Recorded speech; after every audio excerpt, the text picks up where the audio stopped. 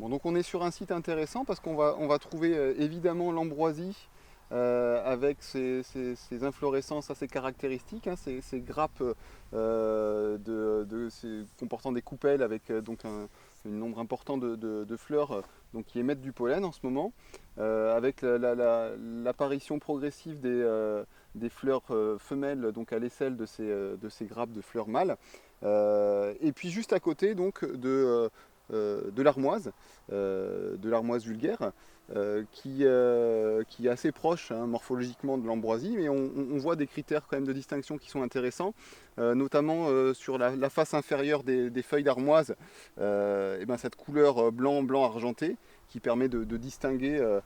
la distinguer des feuilles d'ambroisie qui, elles, sont à peu près de la même couleur, de la même teinte sur la face inférieure et la face supérieure.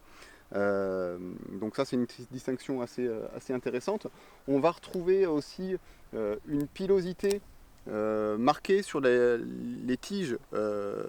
d'ambroisie, hein, donc une pilosité, un duvet hein, assez dense sur les ramifications et la tige principale de l'ambroisie, ce qui n'est pas le cas chez l'armoise qui propose donc une tige glabre. Hein. Et puis alors on a aussi la coloration de la tige de l'ambroisie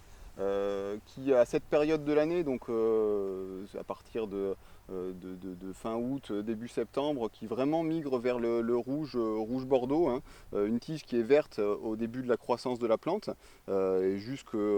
sur les premiers mois, premières semaines de l'été, une tige verte qui rougit progressivement et qui, voilà, à cette période de l'année, donc fin d'été, début d'automne, est déjà sur un rouge bien marqué, avec une teinte qui est un petit peu différente dans le cas de l'armoise, qui présente aussi une tige